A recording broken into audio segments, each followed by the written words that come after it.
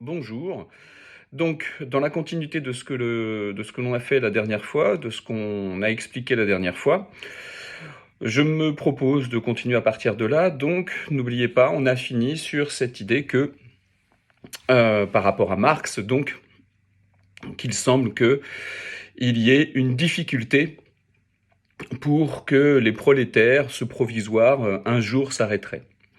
Qu'est-ce que ça nous montre tout ceci? Ça nous montre que l'humain, dans son rapport à l'autre, dans son rapport à autrui, a peut-être quelques difficultés à pouvoir vivre ce rapport à l'autre. C'est-à-dire qu'effectivement, vivre le rapport à l'autre, on peut bien comprendre que ce n'est pas chose évidente.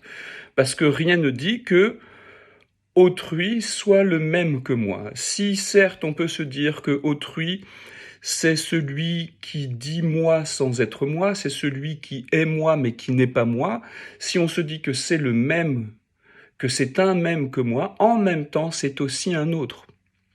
Il est donc, on pourrait le formuler ainsi, et ça a été formulé maintes et maintes fois, évidemment, je ne suis pas le premier à le dire, mais on peut redire que c'est moi sans être moi, c'est un moi sans être moi. Donc, on en est là à une certaine forme de définition de l'autre, celui qui est moi, qui est un moi, mais qui n'est pas moi en tant que sujet. Et donc, autrement dit, ça veut dire que je considère l'autre à partir de ce que je ressens de moi. Ça veut dire que l'autre, il est considéré à partir de moi, comme si je ne pouvais pas penser l'autre en dehors de moi, comme si l'autre, ce serait une espèce d'alter ego, un autre moi, mais qui n'est pas moi, comme si je ne pouvais pas penser l'autre dans la différence totale qu'il est. Autrement dit, la difficulté de ce rapport, si je puis dire, la difficulté de ce rapport, de la considération d'autrui, semble être quelque chose qui soit en lien, avec ce que nous avons expliqué la dernière fois, c'est-à-dire qu'on voit bien que s'il y a des luttes, pour employer la terminologie de Marx, s'il y a des luttes, peut-être que ces luttes même sont dues même à notre relation à autrui, à notre difficulté d'être avec autrui. Puisque socialement, il semble bien difficile de pouvoir tout le temps créer des liens où tout va bien dans le meilleur des mondes. D'accord? Puisqu'il semble, comme le disait Kant, qu'il y ait une certaine forme d'insociable sociabilité humaine. Alors, il faut essayer de comprendre cette insociabilité et pour ce faire, peut-être qu'il faut s'attarder un petit peu sur la manière dont on considère l'autre. La manière dont on considère l'autre, c'est-à-dire, est-ce qu'on le considère comme l'égal à nous-mêmes? Est-ce qu'on le considère comme différent? Est-ce qu'on le considère comme un étranger? Est-ce qu'on le considère, pour aller à l'extrême, comme un inférieur? Est-ce qu'on le considère comme réellement un alter ego, un autre moi-même? Autrement dit, euh, est-ce que l'autre est celui qui est un moyen de parvenir à mes fins, ou est-ce que est-ce que ça pourrait être quelqu'un, quelque chose, un objet d'une certaine manière, qui serait donc aussi une finalité en tant que telle et pas simplement un moyen pour parvenir à mes fins. Et là, si je fais la perspective, la mise en perspective par rapport à ce qu'on a expliqué la dernière fois, on peut se dire que peut-être l'autre devient un moyen. L'autre devient un moyen dans une société qui consomme, dans une société consommatoire, puisque tout autre est celui qui me permet d'aboutir à mes fins. Hein. Alors évidemment, entre la bourgeoisie industrielle et le prolétaire, on peut le comprendre assez facilement. Mais si vous me prenez moi en exemple en tant que professeur, et je ne suis certainement pas le seul dans ce cas-là, je pourrais être, pardon, un simple moyen pour vous de parvenir à vos fins, ici, par rapport à vos études. Donc, on se sert des autres. Ça semble un petit peu inévitable. Et il y a peut-être quelque chose qu'il faut comprendre. Alors, il y a peut-être quelque chose qu'il faut comprendre, c'est que si l'autre, on le pense comme un moyen, c'est peut-être qu'en fin de compte, il est difficilement envisageable de pouvoir le percevoir autrement au départ, puisque dans notre vécu en commun, nous vivons l'autre dans notre expérience de communication. C'est-à-dire que nous sommes perpétuellement en lien avec les autres, que nous sommes perpétuellement, comment dire, en communication, pour le dire très simplement, en communication avec les autres. Cette communication avec les autres, évidemment, c'est la communication orale, tout simplement, notre façon de communiquer en tant qu'être humain, autrement dit, le langage. Il semble que cette communication soit aussi une expérience de vécu, du moins, j'ai dit aussi, c'est une expérience de vécu, c'est-à-dire que nous tentons de comprendre et de nous identifier à l'autre, de nous identifier à, pour employer un terme précis, de nous identifier à l'allocutaire. On essaie de savoir si l'autre peut avoir quelque chose de commun avec nous à travers notre expérience de communication. Ce que j'appelle expérience de communication, c'est le fait que toute communication, orale, écrite évidemment, toute communication est sous ses diverses formes, toute communication est une expérience. C'est une expérience de voir si je peux m'entendre avec l'autre. Une expérience de vécu. Et donc, on pourrait appeler ça, c'est ce que l'on appelle, comme le disait Jacques Poulain, c'est ce qu'on appelle l'expérimentation totale.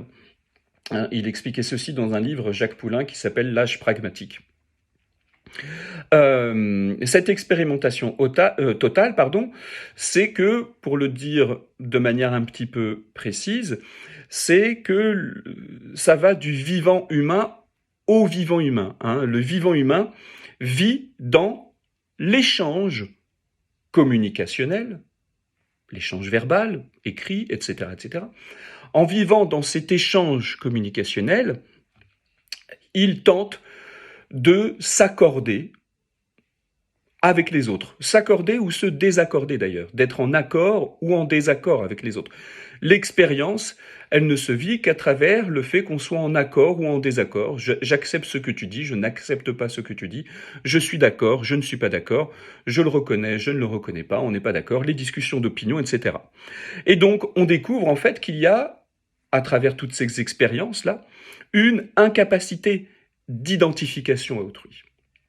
Une grande difficulté d'identification à autrui, comme si nous étions, dans des mondes séparés, dans des cercles fermés. Ça ne veut pas dire qu'il n'y a jamais aucune entente, évidemment que non.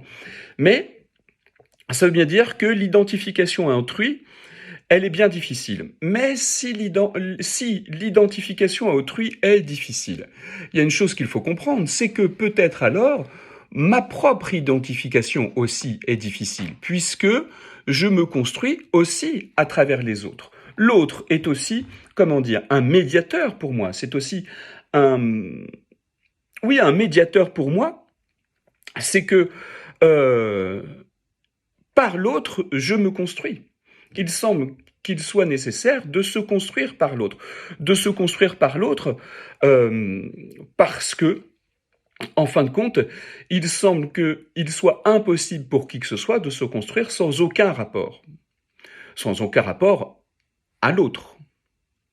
Donc, il semble inévitable que cette identification que l'on cherche à avoir en passe par l'autre. D'ailleurs, dans nos jeunes années, vous le savez, on n'a pas d'autre choix que d'être dépendant des autres. Dans nos jeunes années, nous sommes totalement dépendants des autres. On se rappelle que Freud expliquait qu'il y avait une inoculation parentale du surmoi dans la fonctionnalité de l'appareil psychique et dans la manière dont nous nous construisons dans nos toutes jeunes années, de la manière dont nous nous construisons dans notre enfance. Donc, quelle est cette idée ? Cette idée, si on continue, c'est que on remarque que, en fin de compte, chacun diffère de chacun. On se dit que chacun est unique. On entend cette phrase, chaque personne est différente. Si chaque personne est différente, ça veut dire qu'il y a forcément des choses qu'on a en commun, pourquoi pas, mais aussi beaucoup de différences. Chaque personne est unique, nous dit-on. Et donc, on cherche cette identification à tout prix, et l'humain, j'entends, l'humain cherche cette identification à tout prix, et en cherchant cette identification à l'autre, l'une des choses qu'on constate alors, c'est tout simplement par les expériences que l'on vit, les expériences de vécu, les expériences, pour employer le terme, les expériences communicationnelles que nous vivons, on constate que il y a échec de cette identification, qu'il y a échec de cette volonté de s'identifier à l'autre, et on constate que l'autre n'est pas nécessairement le même que moi. Comme il n'est pas le même que moi, il me semble bien difficile de trouver des buts communs, des visées téléologiques, j'ai bien dit téléologiques, communes. Évidemment, on se rend compte qu'il est alors bien difficile de pouvoir se saisir ensemble d'un but qui soit toujours commun. Et la difficulté politique, là-dessus, elle nous montre bien ça. Il n'existe pas de monde politique, et si, comme le disait Aristote, l'homme est un animal politique, comme il le disait dans son livre, Les Politiques, et si l'homme est un animal politique, alors, évidemment, il semble bien peu probable que tout le monde puisse avoir une entente commune tout le temps. Il y a des divergences. Et ces divergences sont dues au fait qu'en fin de compte, l'autre et moi, nous ne sommes pas si semblables que cela. Nous avons des points communs, nous avons des ententes communes. On peut s'entendre sur tout un tas de choses, sur la vie de tous les jours, aller voir un même film, aimer la même musique, apprécier telle et telle personne et déprécier telle et telle autre, avoir les mêmes peines, avoir les mêmes plaisirs, les mêmes déplaisirs, etc. Bien évidemment, dans la vie en commune, tout ceci, d'un point de vue général, ça s'accorde. Mais l'expérimentation communicationnelle, cette idée de vouloir être le même que l'autre, nous amène à un échec. C'est-à-dire que la seule chose qui est validée réellement, c'est cette idée que chacun, d'une certaine manière, a sa vérité, qui n'en est plus tout à fait une, en fin de compte, ça devient une simple opinion. Hein, on entend ça dans nombre de débats sur les réseaux sociaux, à la télévision, dans les débats politiques, etc. Seule l'opinion reste, écoute chacun son avis, écoute chacun son opinion, restons-en là, et tout va bien dans le meilleur des mondes d'une certaine manière. Et donc, il y a à ce moment-là ce qu'on peut appeler la suspension du jugement de vérité. Il y a la suspension du jugement de vérité, je le répète. C'est-à-dire qu'il n'y a plus de vérité possible. Il n'y a plus de vérité possible et donc plus d'harmonie tout à fait possible. Et donc, la seule chose qui ressort de cela, la seule chose qui semble ressortir de cela, le seul consensus qui semble ressentir de cela, c'est le fait que on a au moins une chose sur laquelle on peut s'accorder, c'est que nos avis, nos opinions divergent parce qu'on veut s'en tenir à nos opinions et à nos simples avis dans une vie d'expérimentation, de communication, dans une vie juste d'échange, tout simplement, d'échange de parlotte, si je puis dire. On en est réduit à là. Et donc, la seule certitude restante, c'est qu'en fin de compte, on constate qu'il n'y a pas de consensus, que l'autre diffère de moi, qu'il n'y a pas de consensus en ce sens où l'autre est, d'une certaine manière, totalement différent de moi. Et donc vous imaginez la difficulté dans un monde politique. On le voit bien à l'heure actuelle avec évidemment le Covid, on le voit bien avec les Gilets jaunes. L'histoire nous montre évidemment des choses absolument extraordinaires, dramatiques, absolument édifiantes dans ce sens-là. Mais dans nos rapports aussi, sans aller chercher des choses aussi dramatiques que tout ce que peut nous montrer l'histoire, on peut le constater évidemment dans notre vie commune, dans nos expériences de vécu communes que nous pouvons avoir avec les autres. Alors évidemment, ça ne veut pas dire qu'à chaque fois, il y a violence, il y a débat, on va tous se jeter les uns sur les autres. C'est pas ça l'idée. L'idée, c'est l'échec de l'identification. L'échec de l'identification, cet échec d'identification, en fin de compte, on peut ne constater qu'une chose, c'est qu'elle est au moins en partie ratée. Et cet échec d'identification, on peut bien comprendre que l'humanité, d'un point de vue historique, elle l'a vécu. Elle l'a vécu, puisque si on regarde cette idée de la découverte par les Occidentaux des nouveaux mondes, comme nous disions à l'époque, du nouveau monde, eh bien, on se disait qu'ils n'étaient pas comme nous, et donc ils étaient même considérés comme des sous-hommes. Hein, n'oubliez pas évidemment la traite des Noirs, qui est absolument horrible, et puis cette considération qu'on a eue sur les autres civilisations, hein, je parle des Occidentaux par rapport aux autres, sur ces autres civilisations que l'on trouvait absolument en dessous de nous, considérées comme en dessous de nous. Et donc, on peut bien réaliser que l'autre est toujours dans cette distance vis-à-vis de moi. Un moi qui n'est pas moi. Un tiers, mais pas encore tout à fait une personne d'une certaine manière. Et le fait que l'humain n'ait pas toujours pensé l'autre comme un autre humain, alors là, encore une fois, l'histoire nous le montre. L'histoire nous le montre depuis qu'on a commencé à écrire l'histoire, évidemment. Donc, on voit bien que cette volonté d'identification est en quelque sorte, je ne vais pas dire vouée à l'échec, mais en tout cas on constate d'une certaine manière l'échec de cette identification, et je le répète, la seule certitude qui reste alors, c'est que ce consensus recherché, ce consensus d'identification, ne semble pas arriver comme cela, ne semble pas arriver de façon tout à fait évidente. Il semble dur, bien dur, de créer, comment dire, une relation à l'autre. Les relations à l'autre sont très complexes. Et cette idée-là, cette idée de constater que il y a cet échec de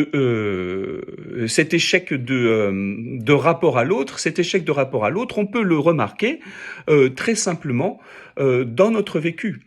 Dans notre vécu, même avec les gens avec qui nous nous entendons bien, a priori, nos proches, nos amis, nos amours, on pourrait se dire que tout va bien. Mais le tout va bien dans le meilleur des mondes, comme dans les ellipses temporelles qui nous sont servies dans les, je vais pas dire les contes de fées, mais dans les films ou les romans à l'eau de rose, on se rend bien compte que ce n'est pas tout à fait ça. Ils se marièrent, ils vécurent heureux. Ce n'est pas si évident que cela. Autrement dit, puisqu'on parlait de cette idée de consommation la dernière fois, il faut bien comprendre que cette consommation, elle est aussi dans le langage. On consomme les actes de communication, les actes de langage, comme dirait Searle. On consomme notre communication comme tout le reste. Tout est devenu objet de consommation. L'art est devenu quelque chose que l'on consomme.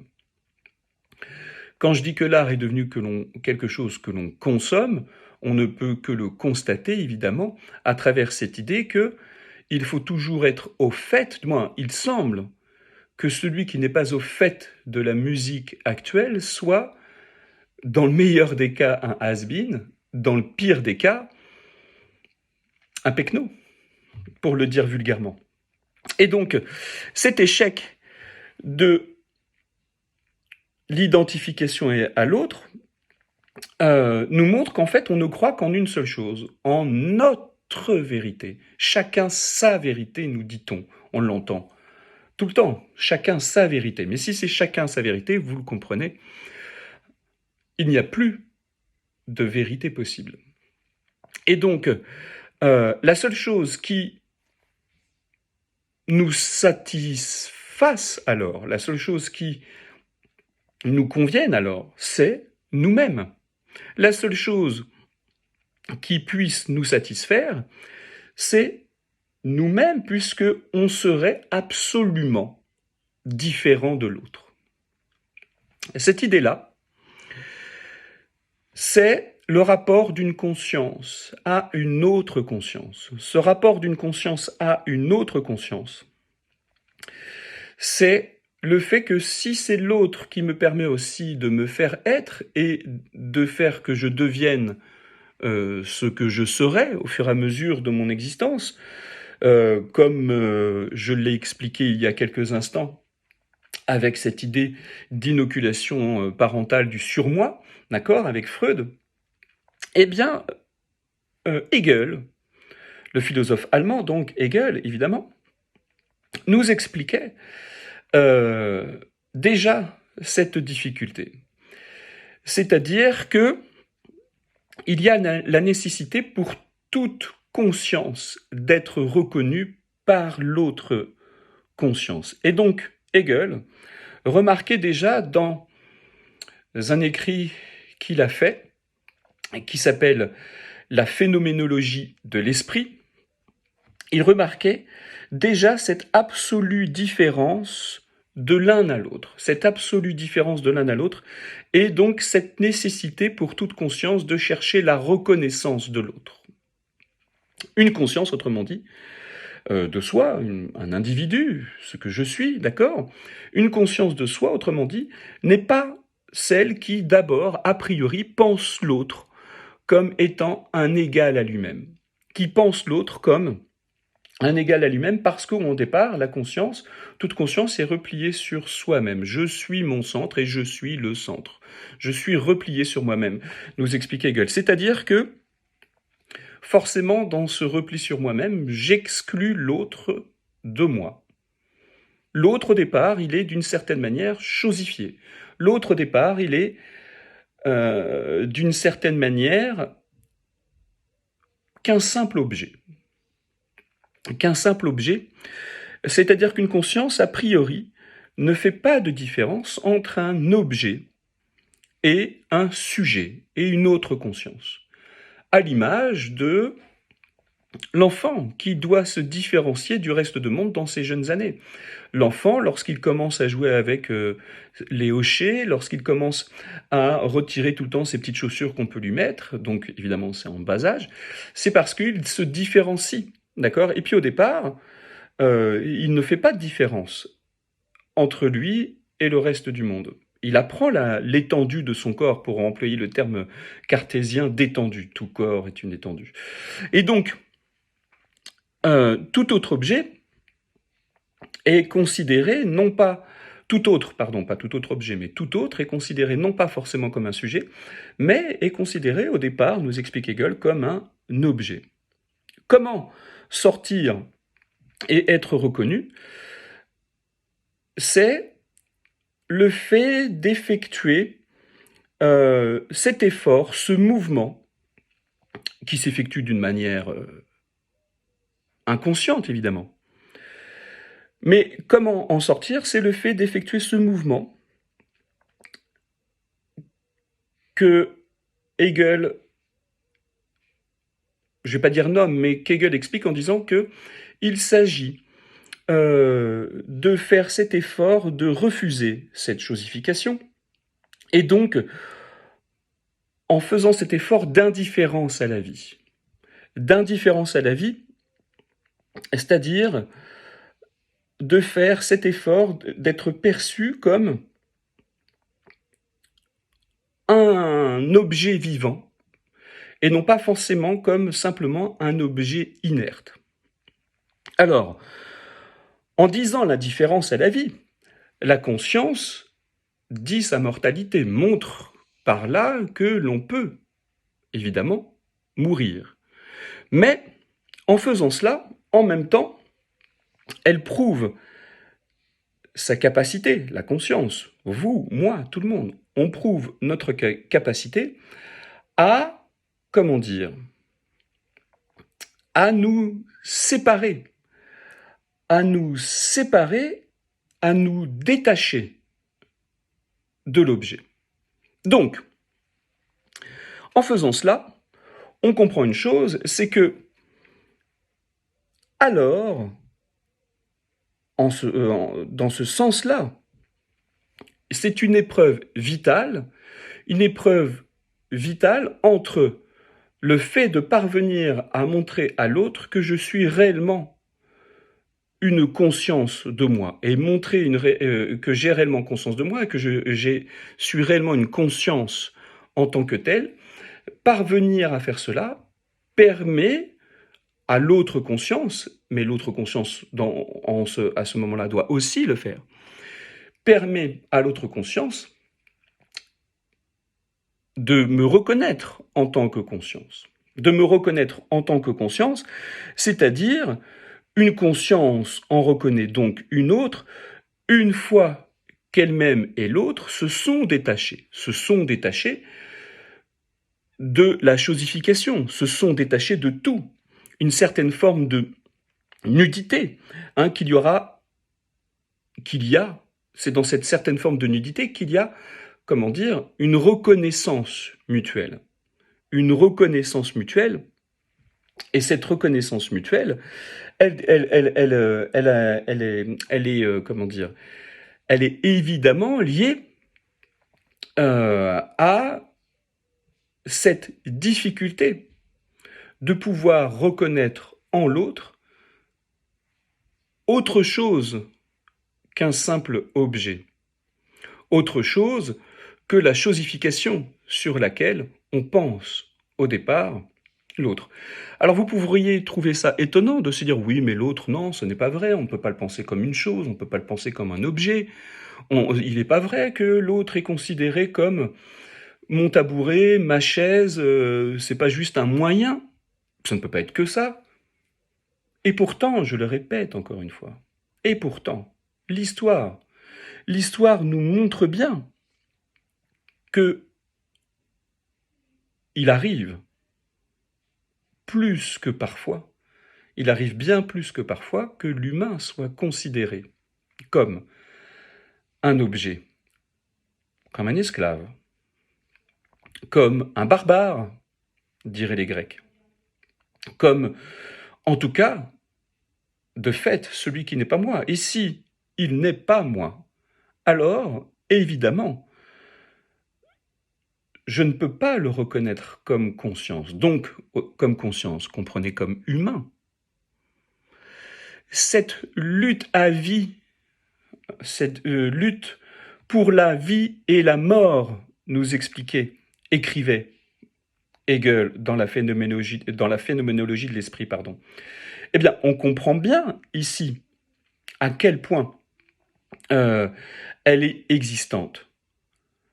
Parce que on pourrait penser que ça n'est que symbolique, ce que je disais tout à l'heure, il y a quelques instants, mais ce n'est pas que symbolique, puisqu'il y a eu des luttes à mort. Donc, qu'est-ce qu'il y a?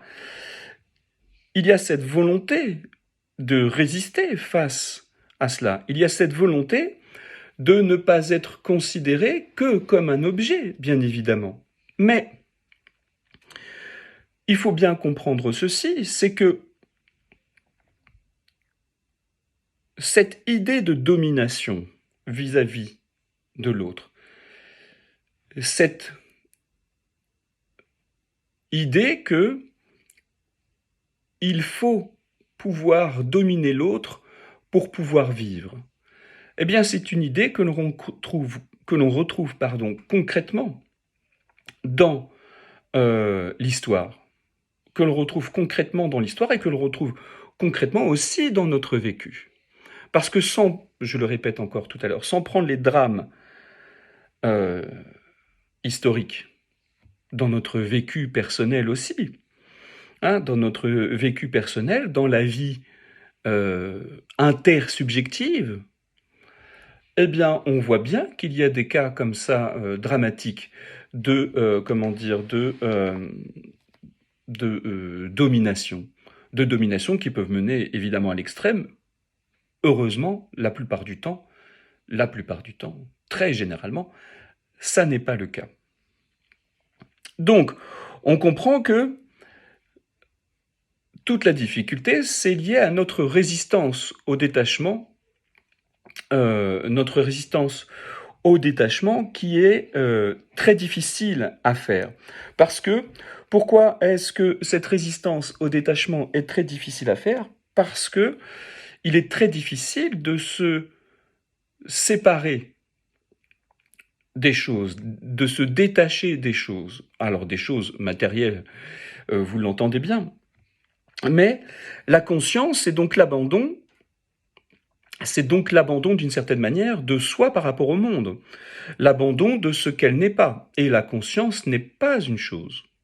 Hein. La conscience de soi, ce n'est pas une chose. Et puis en plus, il faut pouvoir aller jusqu'à admettre que l'autre, au départ, ne me considère pas comme une conscience, donc comme un humain, mais me considère au départ comme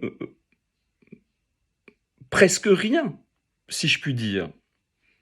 Donc, comment est-ce que ça procède? C'est un travail sur soi.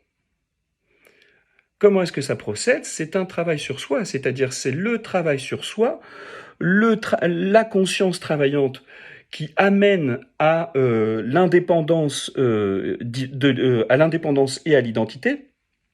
Ce travail, c'est le travail ce travail dont je suis en train de parler, hein, être dans son travail, c'est ce travail qui ne nous est plus permis à l'heure actuelle, comme je vous l'ai expliqué la dernière fois. Donc, on voit bien que il y a cette grande difficulté, et Hegel nous montre bien cette difficulté inhérente à la rencontre de l'autre, comme si l'autre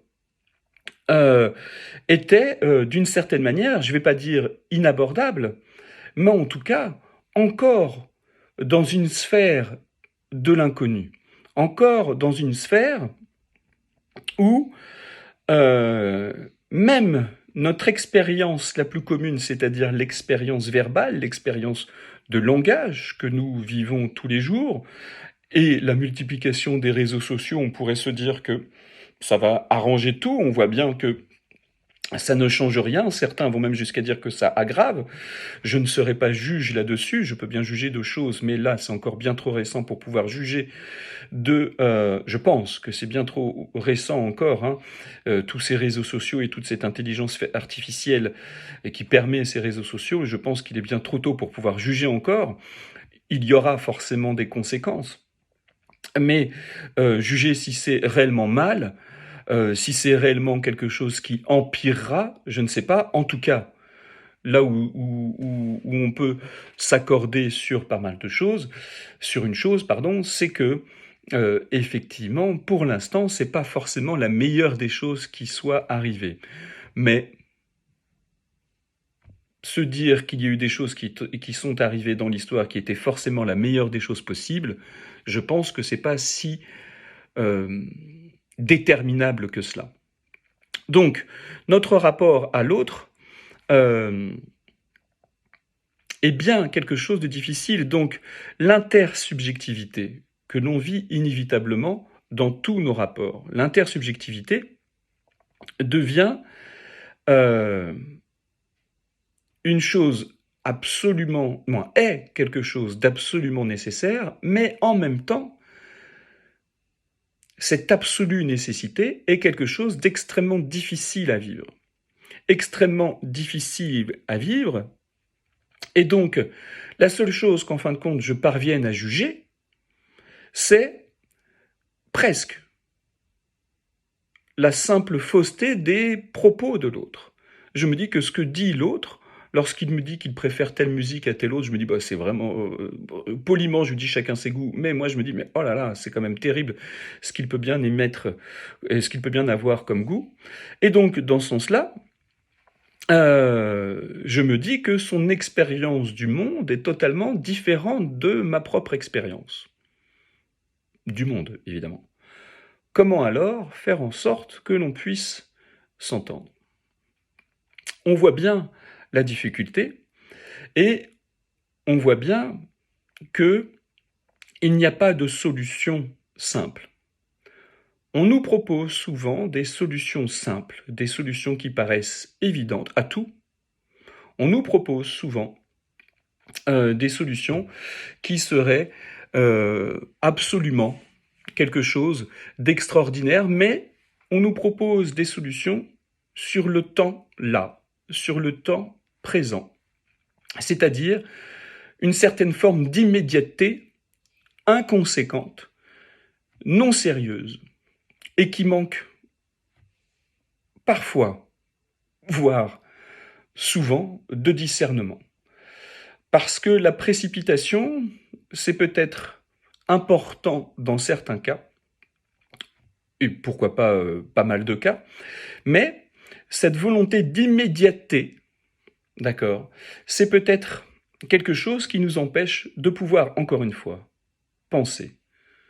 Penser sérieusement ce qu'il y a à penser sur ce qui nous arrive, que ce soit dans notre quotidien, le plus banal, ou que ce soit dans des circonstances extraordinaires comme celles que nous vivons à l'heure actuelle collectivement, ou que ce soit dans une perspective plus lointaine encore pour l'avenir, non pas seulement de nous, mais l'avenir. L'avenir lointain dans 100 ans, 200 ans. Et donc la précipitation, elle est peut-être quelque chose de nécessaire dans certains cas, mais en fin de compte, il faudrait peut-être ne pas se précipiter tout le temps, mais, et pour employer un autre terme que se précipiter, il faudrait savoir parfois effectivement être rapide. Mais être rapide ne signifie pas qu'on s'est précipité.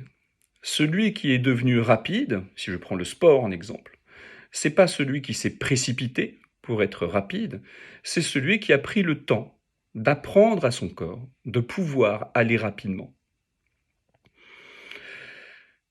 On voit bien ici les difficultés. Donc, le rapport à l'autre ne semble pas pouvoir s'accorder avec la précipitation dans laquelle nous sommes, je ne vais pas dire continuellement, mais très souvent en tout cas. Et donc, cette analyse que nous venons de faire ici avec Hegel, ces explications, pas que Hegel d'ailleurs, mais peu importe, cette analyse pour essayer de comprendre le rapport à l'autre, on voit bien que c'est quelque chose qui semble extrêmement complexe, et l'histoire nous le montre de toute façon, et on ne peut que le constater, forcé de le constater.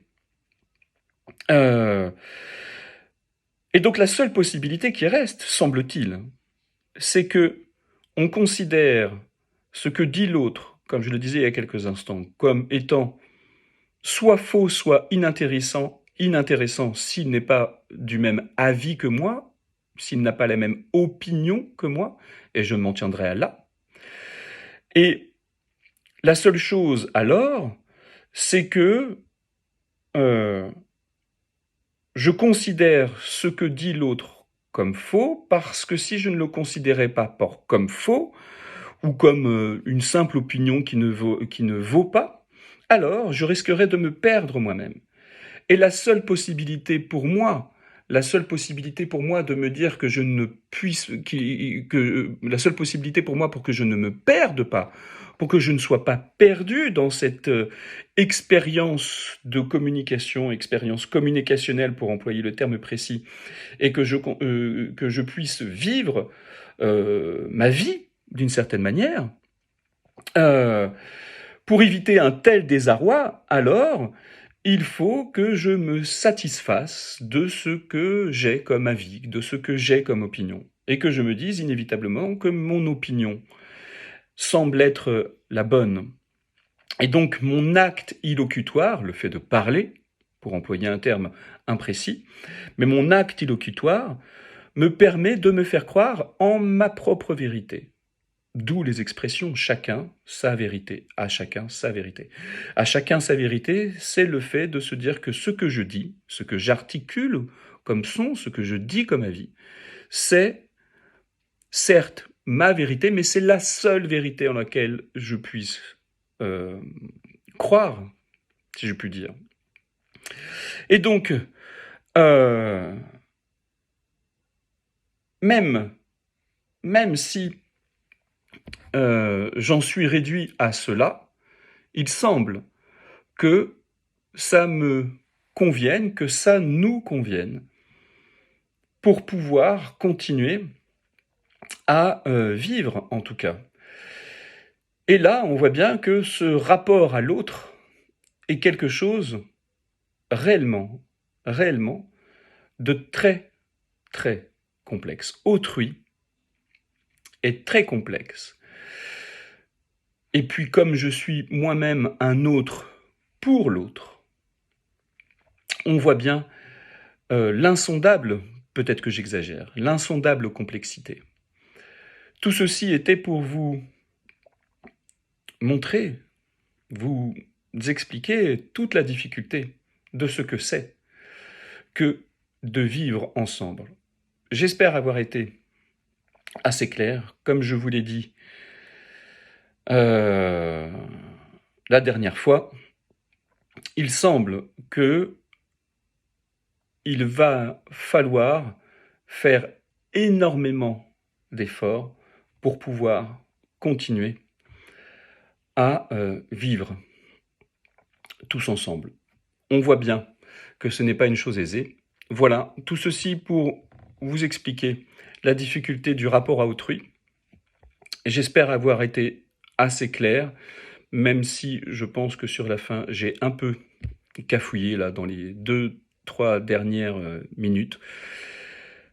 J'espère que ça vous conviendra, et puis à une prochaine fois.